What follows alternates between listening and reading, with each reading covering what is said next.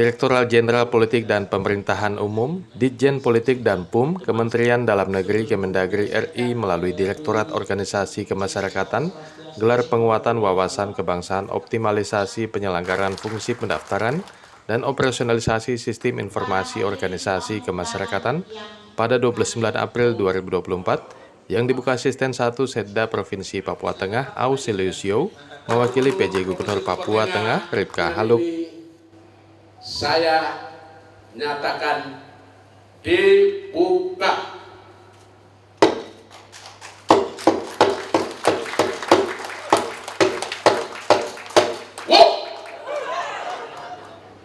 Keberadaan organisasi kemasyarakatan sangat penting dan strategis dalam membantu pembangunan di daerah, baik dalam perencanaan pembangunan jangka pendek, jangka menengah, maupun jangka panjang, serta sekaligus sebagai partisipan pembangunan melalui usulan dan karya yang dilakukan.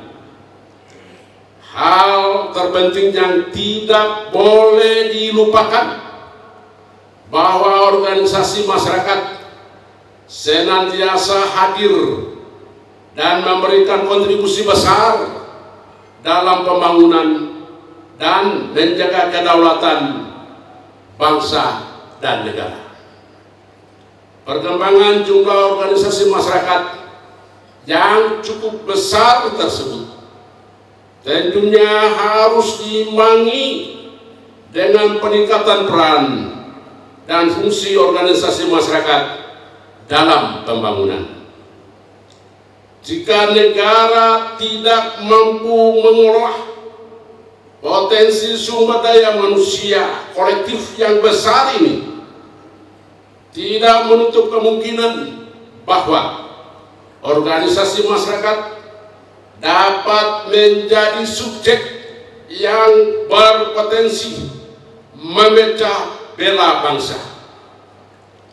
Terlebih kita sedang dihadapkan dengan tantangan dan ancaman dari dalam seperti penyalahgunaan narkotika, terorisme, gerakan radikal, stunting, kejahatan cyber, konflik sosial, dan persiapan menghadapi pemilihan kepala daerah tahun 2024, di mana tahapan pelaksananya sudah mulai dilaksanakan. Dalam menangani persoalan-persoalan tersebut, negara harus tegas memberi atensi dan menangani permasalahan ini, termasuk terhadap potensi gerakan-gerakan oknum yang mengganggu stabilitas nasional. Bapak Ibu hadirin yang kami banggakan, organisasi masyarakat merupakan elemen penting dalam kehidupan berbangsa dan bernegara. Untuk itu, dalam berkegiatan wajib melestarikan dan memelihara norma etika serta menjaga dan memperkuat persatuan dan kesatuan bangsa dalam bingkai negara kesatuan Republik Indonesia agar tidak menyimpang dalam berkegiatan. Perlu adanya pengawasan secara ketat sehingga tidak timbul organisasi masyarakat yang keluar dari jalur tersebut.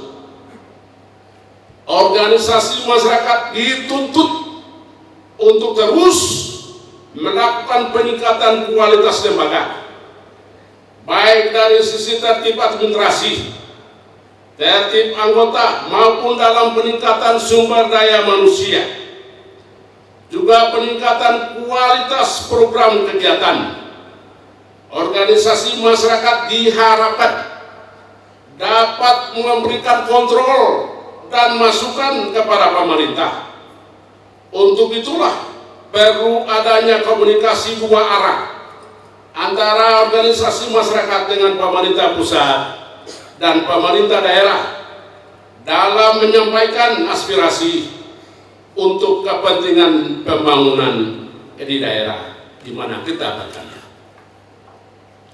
Diharapkan seluruh perangkat daerah dapat membangun interaksi, komunikasi, dan koordinasi dengan pengurus organisasi masyarakat, sehingga penanganan organisasi masyarakat dapat maksimal dilakukan baik oleh pemerintah pusat maupun pemerintah daerah. Untuk itulah pentingnya sinergitas melalui komunikasi dan koordinasi yang dilakukan melalui data dan informasi yang menjadi evaluasi sekaligus pemenahan oleh pemangku kebijakan di bidang organisasi kemasyarakatan. Kegiatan yang dihadiri Kesbangpol 6 Provinsi setanah Papua serta organisasi kemasyarakatan di Kabupaten Mimika tersebut dipaparkan terkait organisasi kemasyarakatan di mana ormas tersebut harus terdata berdasarkan aturan perundangan yang berlaku di Republik Indonesia. Hal tersebut dijelaskan Direktur Organisasi Kemasyarakatan Kemendagri, Resnandar Mahiwa. Hari ini kita melakukan pelayanan terhadap sistem pendaftaran ormas ini. Jadi Bapak Ibu bisa melihat nanti di dalam sistem pendaftaran ormas ini yang tentunya sudah berjalan. Kemudian untuk lebih kita menyampaikan bahwa pendaftaran ormas ini sangat penting karena ini legalitas pertama.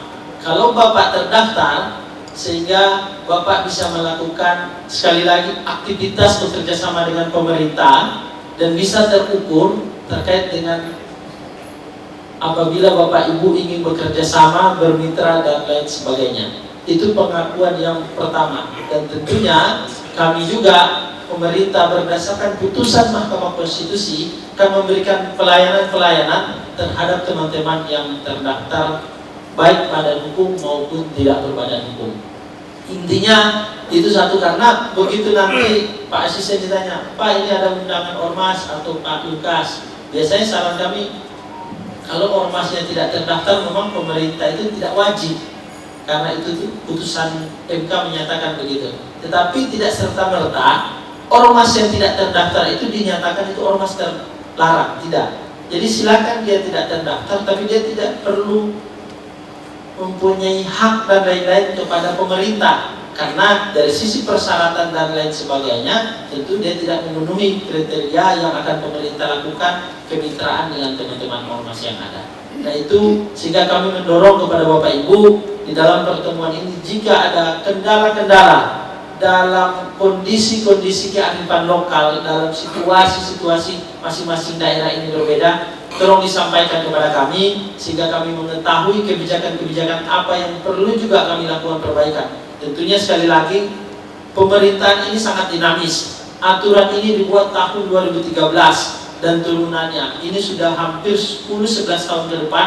Apakah aturan ini masih menjawab tantangan kondisi zaman hari ini? Tentu kami meyakini banyak hal-hal yang kurang dan harusnya perlu kita lakukan perubahan-perubahan. Karena kita tahu bersama, kita selesai melaksanakan pemilu, kita akan menyusun RPJMN di tingkat nasional. Presiden terpilih hari ini yang akan dilantik 20 Oktober, tentu dia akan menyusun visi misi terkait dengan kebebasan berserikat dan berkumpul mau dikemanakan terkait dengan demokrasi, indeks demokrasi kita di Indonesia. Tentunya ini akan kita melakukan penyusunan baik dari sisi regulasi maupun dari sisi substansi pelayanan. Sementara dalam sesi diskusi yang diikuti seluruh ormas serta Kesbangpol tersebut, dipaparkan legalitas organisasi kemasyarakatan diberikan pemerintah berdasarkan Undang-Undang 1945 Pasal 28.